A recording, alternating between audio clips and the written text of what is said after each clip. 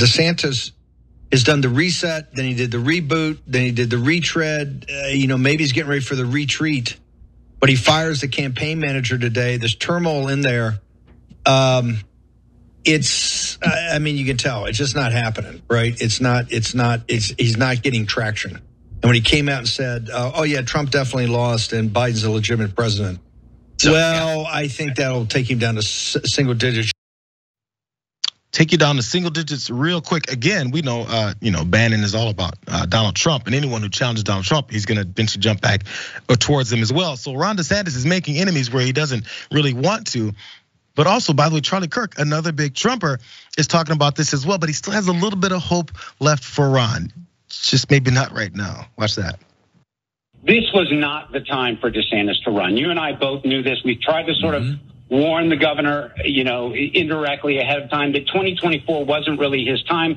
2028 would be his time. How can he flip the script? And I haven't really thought about it, but until what you said, and that would be the perfect way.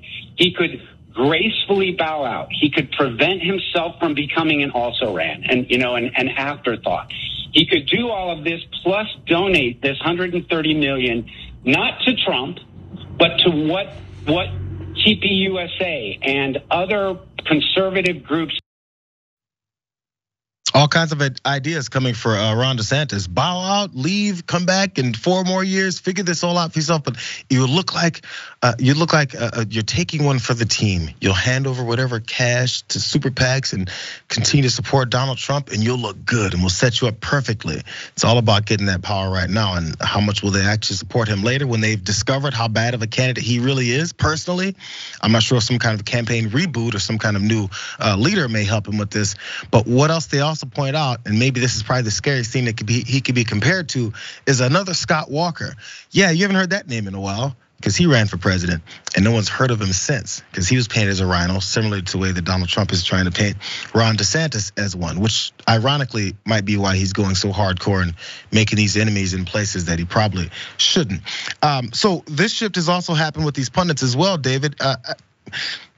Maybe it's a bold prediction, but not people, but some, even Bannon suggesting here, maybe you should just leave. How disastrous would that be, though?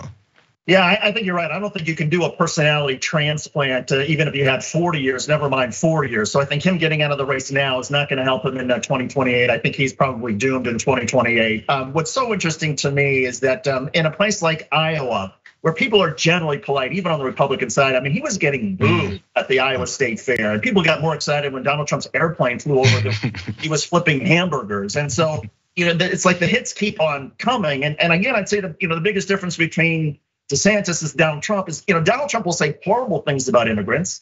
He'll say horrible things about women, but he does it in such a way with sort of a twinkle in his eyes, smile on his face, that he convinces a lot of his supporters to think, oh, of course he's joking. It's just a joke that they're all rapists. And they can sort of laugh and they can say, well, I don't believe that all immigrants are rapists. And Donald Trump was just sort of joking about that.